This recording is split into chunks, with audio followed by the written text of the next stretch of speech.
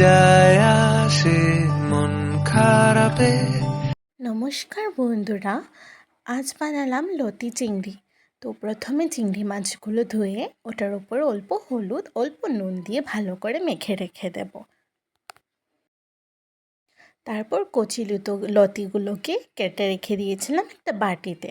এখন একটা কড়াইয়ের মধ্যে অল্প সাদা তেল দিয়ে দেব। ওটার মধ্যে চিংড়িগুলোকে ছেড়ে দেব। তারপর চিংড়িগুলোকে অল্প ভাজা ভাজা করে নেব, মানে অল্প সময় ভাজবো, কারণ চিংড়ি মাছ তো অল্প সময় ভাজলেই হয়ে যায় আর কি। এখন তুলে নেব, চিংড়ি মাছগুলো আমার হয়ে গেছে।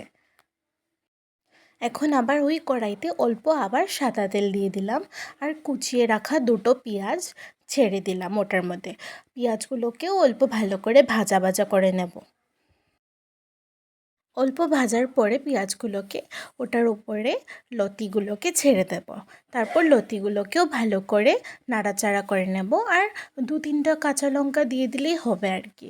আর অল্প 1 চামচের মতো নুন, 1/2 চামচ হলদি গুঁড়ো, 1/2 চামচ লঙ্কা গুঁড়ো আর 1/2 চামচ জিরে গুঁড়ো দিয়ে অল্প জল দিয়ে নাড়িয়ে নেব, কারণ জল না দিলে তো মশলাগুলো আবার লেগে যাবে না কড়াইতে।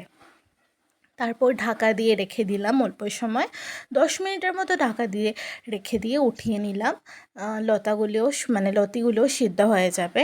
আর এখন আবার ভালো করে নাড়াচাড়া করে নেব যত সময় না গায়ে মশলাগুলো লাগছে। তারপর ওই চিংড়ি মাছগুলো বাটিতে রেখেছিলাম যে উঠিয়ে ওটা ছেড়ে দিলাম কড়াইয়ের মধ্যে। ওটাও ভালো করে লাগিয়ে নিয়ে অল্প জল সামান্য পরিমাণে জল দিয়ে অল্প নাড়াচাড়া করে নেব আমি।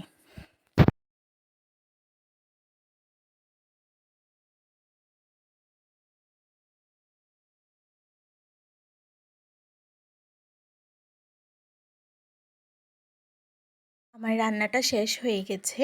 ভালো লাগলে লাইক শেয়ার সাবস্ক্রাইব করবেন, আর বানিয়ে আমাকে কমেন্টে জানাবেন। ধন্যবাদ।